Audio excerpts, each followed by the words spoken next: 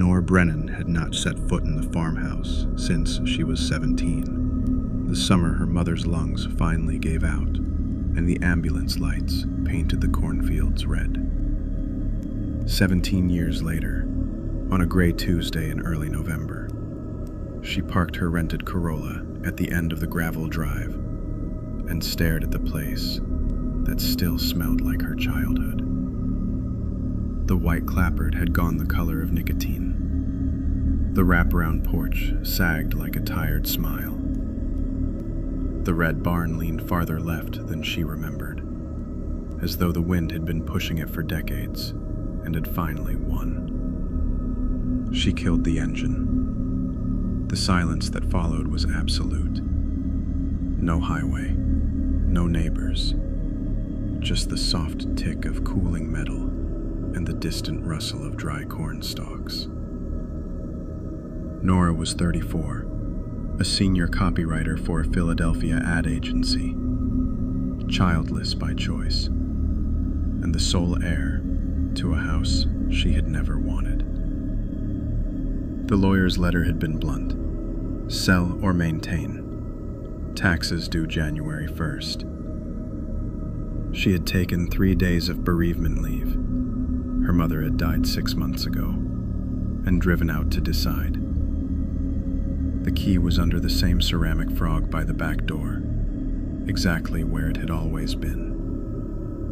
The lock resisted, then turned with a reluctant groan. Inside, the air was thick with dust and the ghost of lemon polish. Nora set her duffel on the kitchen table, the same oak slab where she used to do homework, while her mother rolled pie crusts. The refrigerator hummed, still plugged in. Someone had been paying the electric bill. She opened it. Half a stick of butter, a jar of pickles floating 2 olives, and a 6-pack of Yingling with an expiration date from 2023. She closed the door harder than necessary. She spent the afternoon cataloging. Furniture shrouded in sheets, mouse droppings in the pantry, a stack of unopened mail addressed to occupant. In the living room, the grandfather clock had stopped at 2:02. She wound it out of habit, the pendulum swinging with a tired tick-tock that sounded like a warning. By dusk, she had filled 3 trash bags and carried them to the burn barrel behind the barn. The sky was the color of a glowing candle. Night came fast in the country. Nora showered in the clawfoot tub, the hot water sputtering rust at first, then running clear. She changed into flannel pajama pants and an old Penn State hoodie, poured 2 fingers of the lawyer's emergency bourbon into a jelly jar, and sat on the porch steps. The cornfields stretched black and endless under a half-moon. Somewhere a coyote yipped, then silence again. She finished the bourbon, went inside, and locked the door. Deadbolt, chain, the old slide bolt her mother had installed after a string of break-ins in 2008. She checked every window on the ground floor, then every window on the second. The attic pull-down was nailed shut. She had done it herself at 16, after finding raccoons living in it. She set her phone on the nightstand, plugged it in, and fell asleep to the sounds of the house settling under the cooling night. 2:02 a.m. The clock in the hallway chimed twice, a sound so sharp it yanked her from a dream of corn mazes and her mother's oxygen tank hissing. Nora sat up, heart already racing. The room was dark except for the green glow of her charger. She listened. Nothing. Then, soft, deliberate, a metallic clack from overhead. The attic. She told herself it was the house, old beams contracting in the cold. She lay back, eyes on the ceiling, counting heartbeats. 1 minute. 2. Another clack, followed by the faint drag of something heavy across plywood. Not raccoons. Too methodical. Nora swung her legs over the side of the bed, found the mag light on the bedside and clicked it on. The beam cut a tunnel through the dark. She opened the bedroom door. The hallway stretched both ways, moonlight striping the floorboards through the transom window. The attic access was at the far end, a square panel in the ceiling with the pull-down ladder folded up. She walked the hall on the balls of her feet, the flashlight trembling slightly. When she reached the panel, she aimed the beam upward. The nails were gone. Not pried. Gone. The holes were clean, as if they had never been there. The panel hung an inch ajar, a black gap exhaling cold air that smelled of mildew and something coppery. Nora's mouth went dry. She reached up, fingers brushing the cord. The ladder unfolded with a soft sigh, the steps unfolding like an accordion. Dust drifted down in slow motion. She stared at the square of darkness above, then at the old nail holes. With caution, she climbed. The attic was a cathedral of shadows, the flashlight beam catching rafters and insulation pink as raw meat. The floorboards creaked under her weight. She swept the light left to right. Boxes labeled Christmas in her mother's handwriting. A dressmaker's dummy wearing her prom dress, yellowed lace. A stack of National Geographics from the 80s. And in the far corner, beneath the dormer window, a sleeping bag. Navy blue, unzipped. A dent in the middle where a body had lain. Beside it, a battery lantern, a half-eaten Snickers, and a spiral notebook. Nora's beam trembled. She stepped closer. The notebook was open to a page covered in tight, slanted handwriting. She angled the light so she could read. Day 47. She hasn't come back. The house is lonely without her. I fixed the porch step like Mrs. B asked. The corn is high enough to hide in now. The next page. Day 52. Heard her voice on the answering machine. She sounds older. I played it 14 times. Nora's stomach lurched. The answering machine had been disconnected years ago. She flipped another page. Day 61. Took the nails out. She'll need the attic eventually. Left the frog key where she'll find it. Her childhood nickname was written in the margin, circled in red. Nori. She dropped the notebook. It landed open on a photograph. Her, asleep in her Philadelphia apartment, taken through the bedroom window. The timestamp in the corner. October 31st, 2025. 11 days ago. Nora backed away, unable to hold the flashlight steady as she began to tremble uncontrollably. Her heel struck something metal. A crowbar. She picked it up, the weight reassuring, and aimed the light at the dormer. The window was cracked open 2 inches, the screen punched out. Beyond, the barn roof, the corn. the night. She descended the ladder fast, the crowbar clanging against the rungs. In the hallway, she yanked the cord. The ladder folded up with a snap.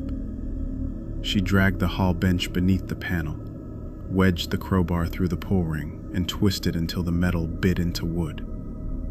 It wouldn't hold forever, but it would hold tonight. Downstairs, she grabbed her phone. No signal. The landline was dead, the cord cut clean at the baseboard. She ran to the kitchen, found the junk drawer, and pulled out the spare key to the Corolla. It was still there. Unable to find her shoes, she grabbed her mother's old jacket from the hook and headed for the back door. The deadbolt turned easily. The door swung open into darkness, and there, on the mat, was the ceramic frog, upended. The key was no longer there. 2:47 a.m. The night air was sharp with frost. Nora sprinted across the yard, gravel biting through her socks. She held the crowbar like a spear.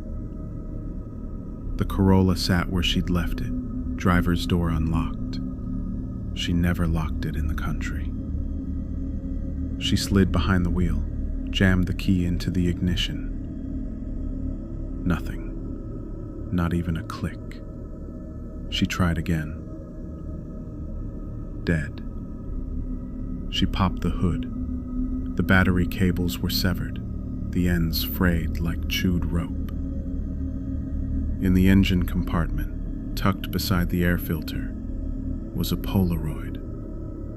Her, standing on the porch steps an hour ago, bourbon jar in hand. The timestamp, November 11th, 2025, 7:44 p.m. Someone had been watching from the corn. Nora slammed the hood.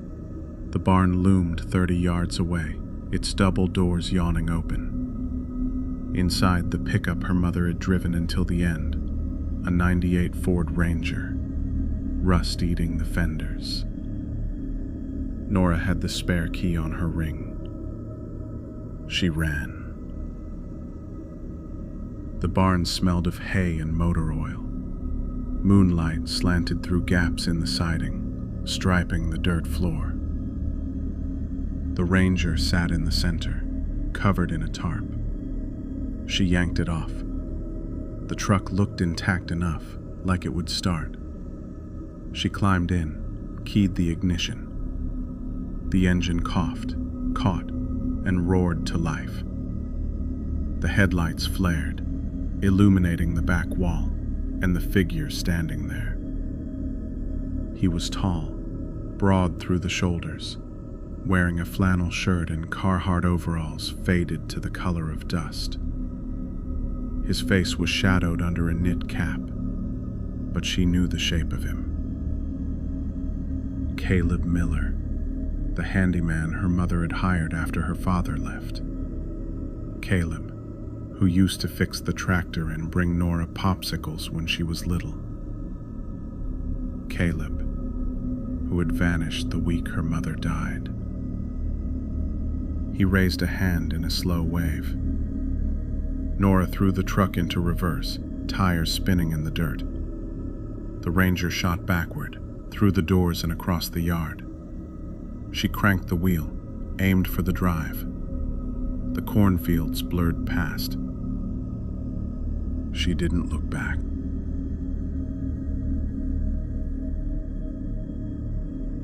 3:11 a.m. The county road was a black ribbon between walls of corn. Nora kept the headlights off, navigating by moonlight, the speedometer needle trembling at 60. Her phone still had no signal. The nearest neighbor was 3 miles east, the Kings, retired dairy farmers. She crested a hill and the engine sputtered. Once, twice, then died. She coasted to the shoulder, the truck rolling to a stop in a cloud of dust. She tried the key. Nothing. She popped the hood again. The fuel line had been sliced clean, gasoline pooling beneath the chassis. In the glove box, another Polaroid. Her, asleep in the farmhouse bedroom, time-stamped 1:57 a.m. The photo was taken from the foot of her bed. Headlights appeared in the rear view, high beams closing fast. Nora grabbed the crowbar and bolted into the corn. 3:29 a.m. The stalks whipped her face, the leaves razor sharp. She ran blind, the crowbar clutched to her chest. Behind her, the truck door slammed. Footsteps, measured, unhurried, crushed the dry stalks. Caleb was following her trail. She dropped to a crouch, crawled between the rows. The corn was over her head like a green cathedral. She counted her breaths, slowing them in an attempt to listen. The footsteps stopped. Silence. Then, closer. The soft snick of a blade. "Nori," he called, voice gentle, almost fond. "You're bleeding." She looked down. A stalk had sliced her forearm, blood dark in the moonlight. She pressed her sleeve to it and kept moving. The rows opened into a clearing, an old irrigation circle, the pivot long gone. In the center was the root cellar, a concrete hump in the earth, the door padlocked.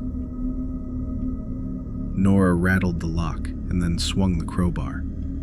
The hasp gave on the third blow, and the lock went clattering into the dirt. She yanked the door open, the hinges screaming. Stone steps descended into blackness. She took them two at a time. The cellar was cold, the air thick with the scent of potatoes and damp earth. She pulled the door shut behind her, wedging the crowbar through the handles. Moonlight filtered through a grimy window high in the wall. Shelves lined the walls, canned peaches, green beans, her mother's handwriting on masking tape. A cot in the corner, a battery lantern, a stack of photographs pinned to a corkboard. All of them. Nora. Hundreds. From age 10 to last week. Some taken through windows, some through the windshield of her car in Philadelphia traffic. One showed her mother in the hospital bed, Caleb's hand on her shoulder, both of them smiling at the camera. Footsteps came overhead. The door rattled. Once, twice. Then silence. Normal's phone buzzed in her pocket. Somehow she had one service bar, and she immediately dialed 911. The call connected. 911, what's your emergency? There's a man trying to kill me, she whispered. Brennan Farm, County Road 472. He's outside the root cellar. Units are en route, ma'am. Stay on the line. The door exploded inward. Caleb stood silhouetted against the moon, a silhouette with a machete. He stepped down slowly, the blade scraping the steps. Nora backed against the shelves, her hand closed around a mason jar. Peaches, heavy. She hurled it. It shattered against his shoulder, syrup and glass raining down. He didn't flinch. You weren't supposed to find the attic, he said. Not yet. She grabbed another jar, then another, a hail of glass and fruit. He kept coming and got within arm's reach. She swung the crowbar. It connected with his forearm with a loud crack. She had broken something. He dropped the machete, roaring in pain. Nora dove for it, fingers closing around the handle. Caleb lunged at her as she slashed upward.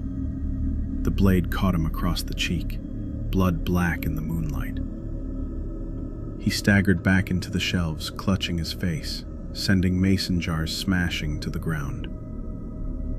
Nora scrambled up the steps, out into the corn. 4:02 a.m. Sirens in the distance, red and blue lights flickering between the stalks. Nora ran toward them, the machete still in her hand, blood slick on the handle. State troopers met her at the edge of the field with their weapons drawn. She dropped the blade, raising her hands.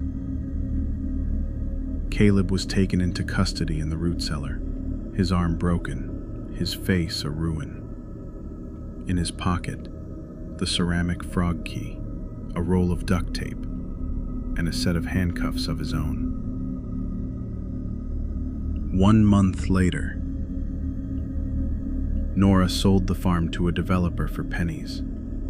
The corn was plowed under, the house bulldozed to the ground. She kept only the grandfather clock, now ticking in her Philadelphia apartment. At 2:02 a.m. every night, it chimes twice. She lets it. Some sounds, she has decided, are better than silence. But she triple checks the locks, and the attic access is boarded shut.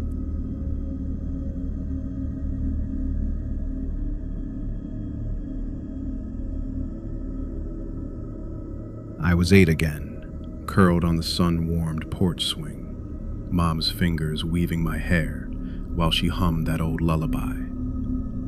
Honeysuckle hung thick in the air, and fireflies blinked like tiny lanterns in the dusk. The memory faded away. I lay in my bed, the lullaby still drifting in my ears, the hallway clock ticking soft and steady. I smiled, half gone in sleep, until Mom's face exploded over the footboard, skin stretched thin and glowing, veins flashing blue lightning beneath, eyes swollen into black pits leaking moonlight, mouth ripped wide in a scream that finally broke free. "Someone's in the house! Get up!" she shrieked, the sound carving straight through me.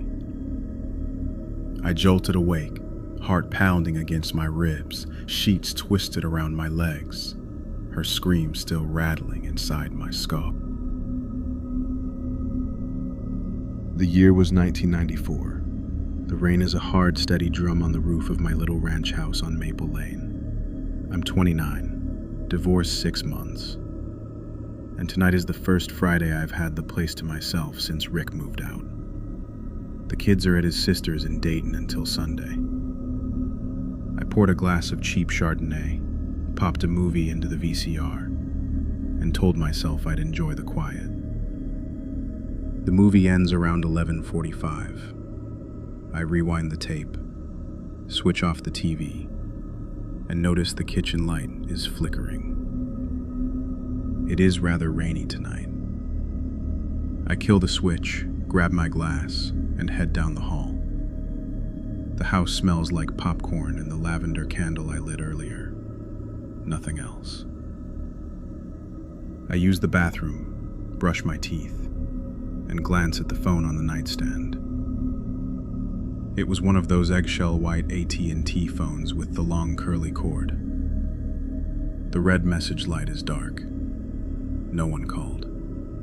I slip into an oversized sweatshirt, crawl under the quilt, and click off the lamp. That's when I hear it. A soft thump from the living room. I sit up. Probably the cat, I tell myself, even though I gave the cat to Rick. House settling. Wind. I lie back, eyes on the ceiling, counting heartbeats. Another sound. Lighter. Like a drawer sliding shut. Kitchen? I picture the silverware drawer. I left it open an inch to air dry the knives. I force my eyes closed. Sleep, Diane. Just sleep. I drift, then jolt awake. The digital clock on the dresser reads 2:13 a.m. The rain has slowed to a whisper. I need water. I pad barefoot down the hall, past the kids' empty rooms, into the kitchen. The overhead bulb is steady now. I open the fridge for the Brita pitcher and freeze. The magnets. I bought them at Kmart last year. Bright, primary colors. The kind the kids used to spell rude words when Rick wasn't looking. They're usually a jumble. Tonight they are lined up in 2 perfect rows, dead center on the white door. I'm here. My stomach drops so fast, I taste wine again. I live alone. The doors are locked. I checked twice. The windows are painted shut since '89. I slam the fridge, back away, and flip on every light in the kitchen. The tile is cold. Nothing moves. I grab the biggest knife from the block and walk the house again. Living room. Couch cushions plump. VCR clock blinking 12 o'clock from the earlier flicker. Kids' rooms. Bunk beds made. Legos in their bin. Bathroom. Clear. I even open the narrow linen closet. Towels, mothballs, nothing else. Back door, deadbolt engaged. Front door, chain in place. I drag the wooden kitchen chair under the front knob for good measure. My hands shake so hard the knife clinks against the glass tabletop. I sit on the couch, knife across my knees, and stare at the phone on the end table. I should call someone. Rick? He'll think I'm hysterical. The police? What do I say? My fridge magnets are scaring me? I laugh, a brittle sound, and it dies in my throat. At 2:41, the phone rings. The shrill bell cuts the silence like a fire alarm. I stare down the hall. The sound is coming from my room, the extension on the nightstand. 1 ring, 2, 3. I creep toward it, knife first. The cord trails across the carpet like a snake. I pick up on the 5th ring. Hello? Silence. Then breathing. Slow. Male. Close to the mouthpiece. Check the closet, he whispers. Click. The line goes dead. I mash the switch hook. No dial tone. I mash again. Nothing. The bedroom phone is dead. I follow the cord to the wall jack. Plugged in. I yank it, plug it back.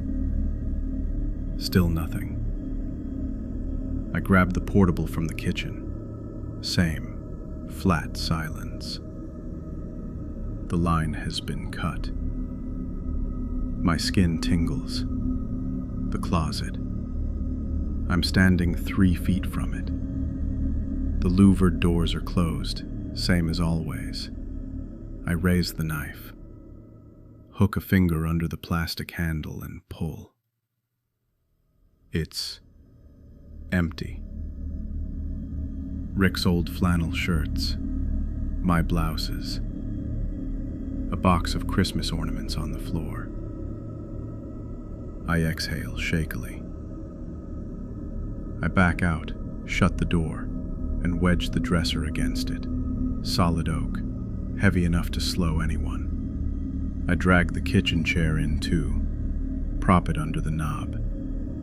Then I sit on the bed, knife ready, and wait for dawn.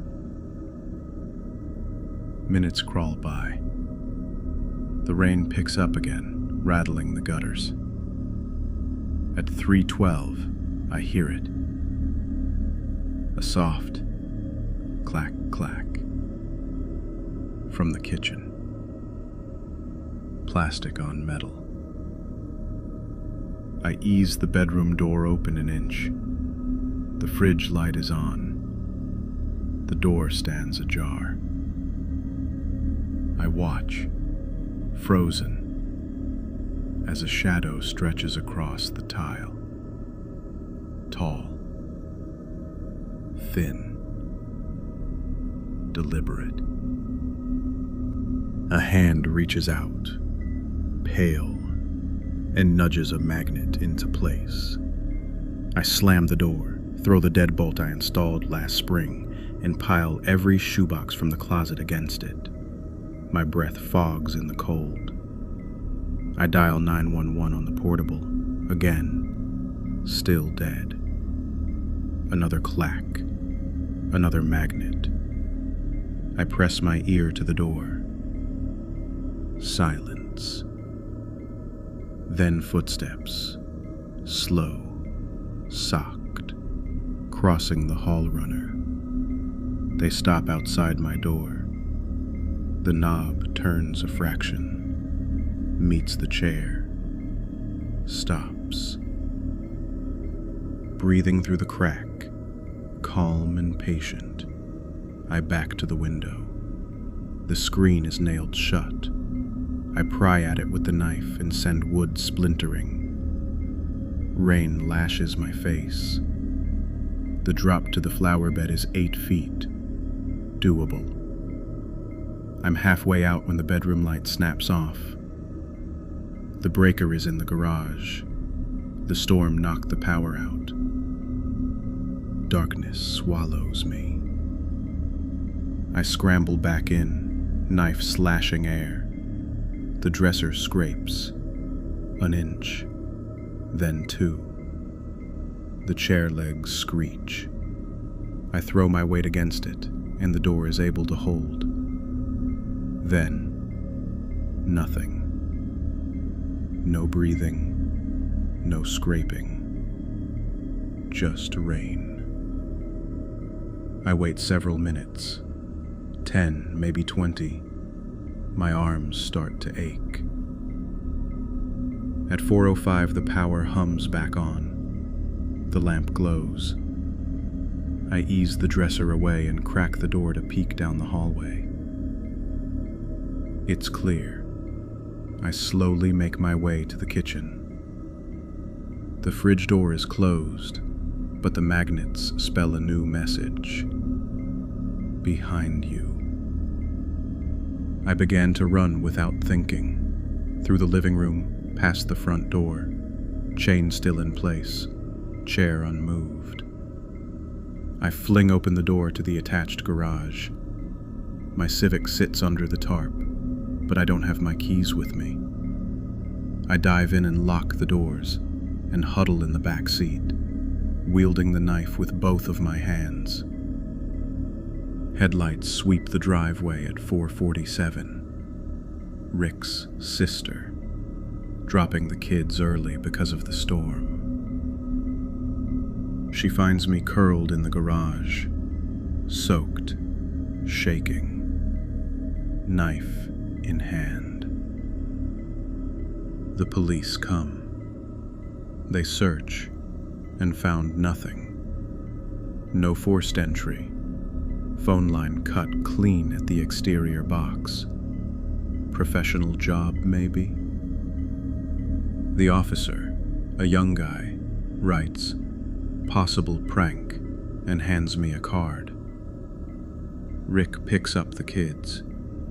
I stay with my sister in Columbus for the next couple of weeks. I never go back to that house. It sells that December to a young couple with toddlers. But if I remember right, they didn't stay for very long.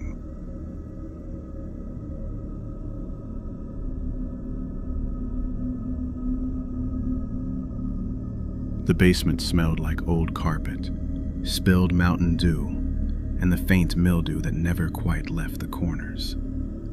Timmy and Alex had claimed the space as their fortress since 4th grade. A sagging plaid couch, a 27-inch CRT that weighed more than both of them combined, and the Holy Grail, a Nintendo 64 hooked to a tower of Blockbuster rentals. GoldenEye flickered on the screen, the facility map bathed in pixelated green. Timmy's odd job was crouched behind a server rack, waiting for Alex's Bond to round the corner. "Headshot," Timmy whispered, squeezing the trigger. The screen flashed red. Alex's character ragdolled. "You're cheating," Alex elbowed him, but he was grinning. Outside, Sunday traffic hissed along Maple Street. Inside, the only sounds were the Nintendo's fan and the rhythmic thumping of their socks on the carpet. Then the floorboards overhead creaked. Once. Deliberate. Alex froze, controller half raised. "Mom's home early from bingo?" Timmy didn't look away from the TV. "She said 9. It's not even 7. Another creak, closer to the kitchen. The fridge motor kicked on upstairs, loud in the sudden quiet. Timmy hit pause. The screen froze on Bond's face. "She always yells down the stairs first. 'Boys, pick up your trash.'" Alex swallowed. Maybe she forgot. The basement door at the top of the stairs clicked open. No yell. No clomp of Mom's orthopedic heels. Just the soft brush of something heavy crossing the floor. Timmy's heart jackhammered.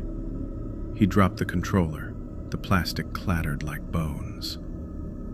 Alex's eyes were saucer wide behind his smudged glasses. Footsteps. Slow. Testing. Not Mom's weight. Too even. Too patient. They stopped directly above the basement door. Alex mouthed, "Dad?" Timmy shook his head. Dad was in Cleveland until Tuesday. The light switch at the top of the stairs flicked. Once. Twice. Nothing happened. The single bulb over the couch stayed on, buzzing faintly. But the footsteps started down. 1 stair. 2. Timmy lunged for the couch, dug his sneakers into the carpet, and shoved. The frame screeched across the floor. Alex snapped out of his trance and grabbed the far end. Together they rammed it against the door, springs groaning. Alex darted to the wake bench, rusty plate still loaded from Dad's abandoned New Year's resolution, and dragged it over. The mini-fridge came next. Timmy yanked the power cord from the wall. The Nintendo 64 died mid-explosion, screen black. They wedged the fridge against the pile. The cord snaked across the floor like a dead eel. Timmy grabbed the old broom from the corner and jammed the handle under the doorknob, wedging it against the bottom stair. Alex piled on every loose dumbbell, the laundry basket of extension cords, even the box of Christmas ornaments that rattled like bones. The barricade was a fortress of junk. They stepped back, chests heaving. Darkness swallowed the basement, except for the red power light on the console, blinking like a dying heartbeat. The doorknob rattled, slow, curious. Then a soft thump, like a shoulder testing the frame. Alex's voice cracked. "We told Mom we were at Jake's house." Timmy pressed his back to the barricade, palms slick. "She doesn't know we're down here." The rattling stopped. Silence stretched, thick as the carpet fuzz. Upstairs, the grandfather clock chimed once. 6:47 p.m. Mom wouldn't be home until the last bingo card was called, usually 9:30. Then the power strip by Timmy's foot sparked, a loud pop. Every light in the basement snapped off. The console's red light went dark. Alex's breathing hitched. "The breaker box is in the garage." Timmy's hand found Alex's wrist in the dark, fingers like ice. He just cut the main. Something heavy scraped across the kitchen floor above. Slow, deliberate. The basement door groaned under new weight. Then a voice, low and amused from the top of the stairs. "Boys, your mom's gonna be so mad you lied." The words slithered down the stairs like smoke. Timmy's stomach flipped. Alex whispered, "He heard us." The doorknob turned, slowly, as if savoring the click.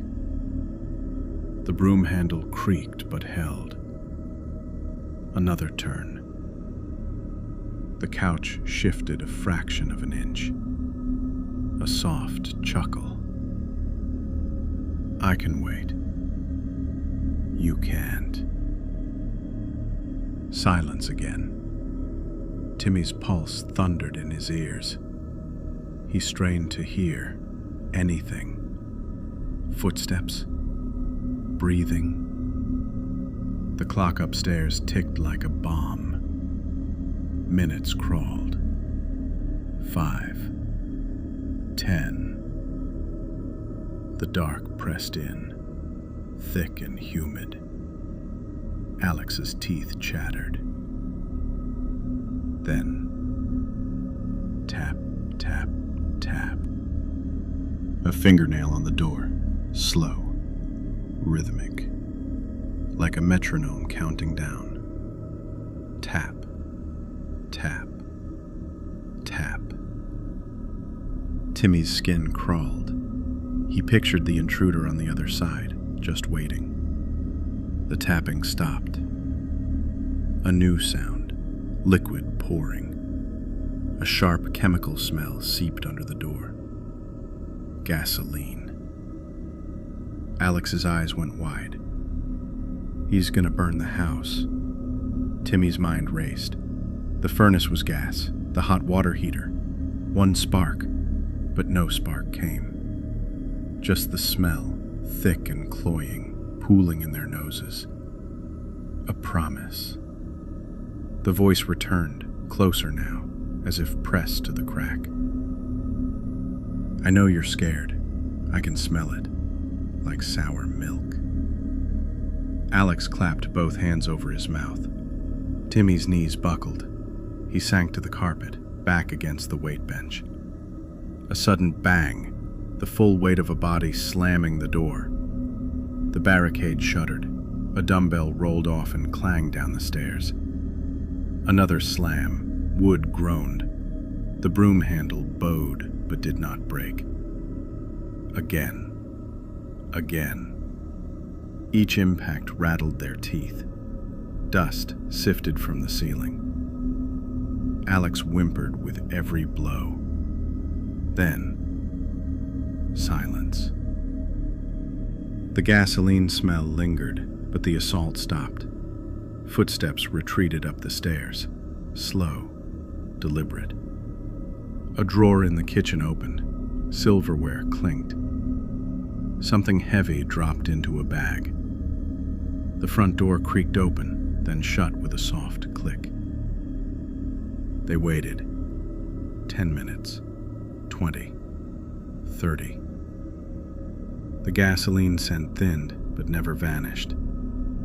Timmy's legs were jelly. He crawled to the barricade, ear pressed to the door. Nothing. He eased the broom handle free. The door stayed shut, still blocked from their side. Together they dismantled the pile, piece by piece. The couch, the bench, the fridge. The door swung open into the empty stairwell. Upstairs, the kitchen was untouched except for Dad's red gasoline can sitting in the middle of the floor. The cap was off. A dark, glistening puddle spread beneath it, soaking onto the linoleum. The can was half empty, gallons missing, unaccounted for. The Nintendo 64 remained on the basement floor, cords tangled, cartridge still inside. But the second controller was gone. Mom came home at 9:17 to find the boys huddled under every blanket in the house, the chemical stink clinging to their clothes. Police searched. No fingerprints, no forced entry. The back door had been jimmied from the inside, latch flipped by someone already in the house.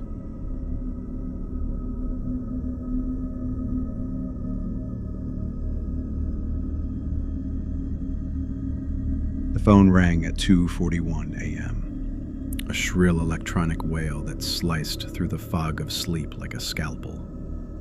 I jolted upright, heart already sprinting before my eyes adjusted to the dark. My name is Rachel Caldwell, 37, divorced. Project manager at a mid-tier tech firm in Fairfax, Virginia, specializing in cloud migration for companies too cheap to hire in-house. I still wore the oversized George Mason University t-shirt I'd fallen asleep in, the one I'd bought during freshman orientation, back when I believed in 5-year plans and forever. The fabric clung to my skin, damp from restless dreams. I'd been binge-watching documentaries until the credits blurred. The caller ID glowed. Dominion Energy. Odd. I swiped to answer, voice gravel thick. Hello? Ms. Caldwell at 1421 Maple Crest Lane? The voice was male, flat, Midwestern neutral. This is Dominion Energy Emergency Response. We've detected a critical gas leak at your address. Evacuate immediately. Do not turn on lights, appliances, or use any electronics. A technician is en route. ETA 2 minutes. Stay outside until cleared. He hung up before I could speak. No verification questions, no press 1 to confirm. Just that robotic urgency, like a pre-recorded warning from a bomb squad. I sat frozen, phone hot against my palm. The air smelled normal. No sulfur, no rotten eggs, no hiss from the vents. But panic is a fast poison. It doesn't need evidence. I swung my legs over the bed's edge, toes curling against the cold hardwood. My robe hung on the back of the door, a faded navy thing I'd stolen from my ex-husband during the separation. I slipped it on, knotting the belt with shaking fingers. Flip-flops by the nightstand. I grabbed my keys, phone already dimming. My hand hovered over the hallway light switch. Don't, the voice echoed. I unchained the front door in the dark, the metal links clinking like cheap wind chimes. The knob turned with a soft click. The porch was empty. The cul-de-sac lay bathed in the sickly orange glow of the single street lamp, its bulb buzzing faintly like it was on its last breath. November chill seeped through my thin soles, my breath fogged. A white panel van idled at the curb. No markings, no flashing hazard lights. Just exhaust curling like cigarette smoke in the cold. The side door was cracked open, interior dim. A silhouette moved inside. A man approached. Blue jacket with Dominion energy embroidered in yellow thread across the chest. Surgical mask over his face. Clipboard in gloved hands. Average build, 5'10", maybe 170. Eyes shadowed under a navy cap pulled low. He moved with unhurried confidence. "Ms. Caldwell?" His voice was muffled, calm, almost kind. "Let's get you clear of the property. Standard protocol." I stepped onto the porch, leaving the door half open behind me. The night smelled of wet leaves and distant wood smoke. Something felt off, though. The clipboard had my address scrawled in black marker. Uneven. Rushed. "ID?" I asked, voice steadier than I felt. He flipped the clipboard toward me. A laminated badge, but the photo was blurred. "We don't have time," he said, stepping closer. "The levels are rising. You'll smell it soon." I backed up instinctively. "I'll wait inside until..." His hand shot out, grabbing my left arm just above the elbow. Pain flared, radiating to my shoulder. "No," he growled, mask slipping to reveal a thin, humorless smile. "You're coming with me." I smelled it then. Sweet, cloying, chemical. He yanked a small canister from his jacket pocket. A fine mist hissed toward my face. Chloroform? Ether? My eyes burned instantly, vision tunneling. I screamed, but the cul-de-sac was dead. No porch lights flicking on, no dogs barking. Soundproofed by sleep and double-paned windows. He dragged me down the 3 concrete steps. My flip-flops caught on the edge. The left one flew off, skittering into the grass. The van loomed ahead, side door now yawning wide. Inside, a bare metal floor, restraints bolted into the frame. A rolled blanket in the corner. A milk crate held rope, duct tape, zip ties. A syringe in a plastic case glinted on the passenger seat. Cap orange. "Stop fighting," he hissed, breath hot against my ear. "I've waited months for this." Months. The word detonated in my skull. Flashes hit me like strobe lights. The wrong number calls at 11 p.m. every Tuesday. Always hang-ups. The shadow at my bedroom window last Thursday. Gone when I yanked the curtains. My Amazon package rerouted to a pickup point I never chose. The barista at Brew and Bean 3 blocks away. The one who always wrote "Ratch" on my cup with a little heart. Who ordered black coffee, 2 sugars, and stared a beat too long when I left.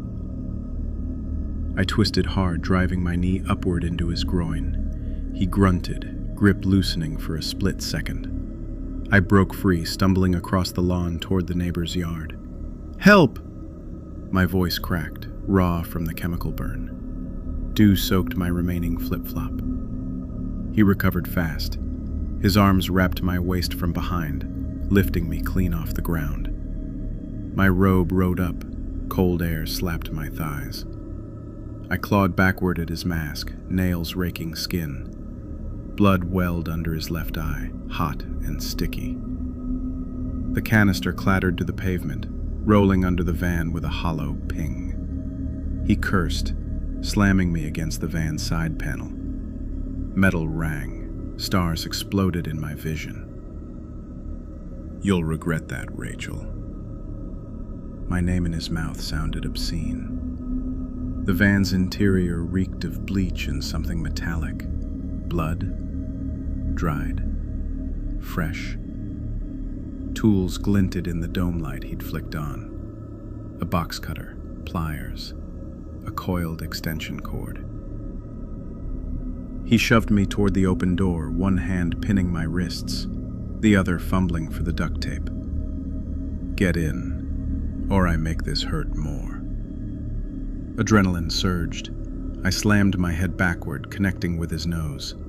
Warm spray on my neck. His blood or mine, I couldn't tell. He howled, staggering. I dropped to the ground, rolled under the van's chassis. Gravel bit my knees through the robe. His boots crunched beside me. Gloved hand reached, fingers brushing my ankle. Come out, Rachel. It's over. It wasn't. Not yet. Headlights pierced the dark from the left. A garage door grinding open? No. A cruiser. Blue and red strobes flashed silent, painting the cul-de-sac. The cruiser screeched to a halt, door flying open, weapon drawn. Police, hands up, step away from the van. My assailant froze for half a heartbeat, then bolted for the driver's side. The engine roared awake. Tires spun, kicking gravel like buckshot. I scrambled out the opposite side as the van fishtailed toward the police cruiser. The officer dove sideways, firing twice, and the rear window shattered in a spiderweb. The van swerved, clipped the miller's mailbox, and accelerated down the cul-de-sac. Taillights vanished around the bend, swallowed by darkness.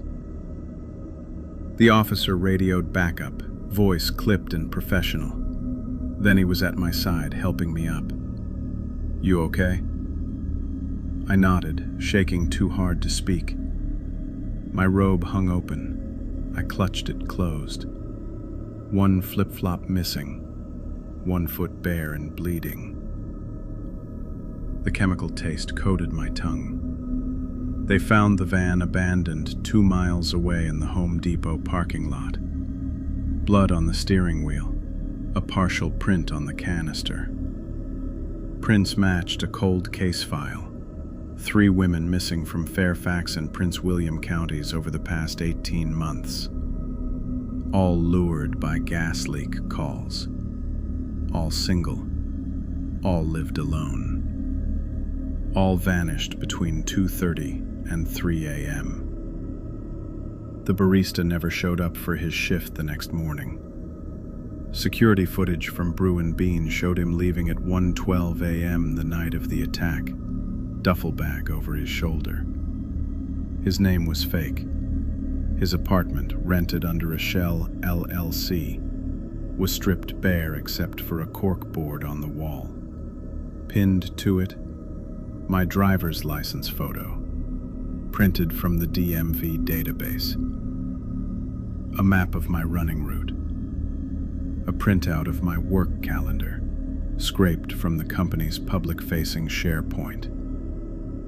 A Polaroid of me asleep in my bedroom, taken through the window. Every night since, at 2 a.m., my new phone rings. Blocked number. I don't answer. I've changed the locks, installed cameras, enrolled in Krav Maga. I sleep with a Glock 43 under my pillow, permit approved in record time. The officer that saved me, Officer Ramirez, checks in once a week. But I know he's out there, waiting for the next call, for the next Rachel.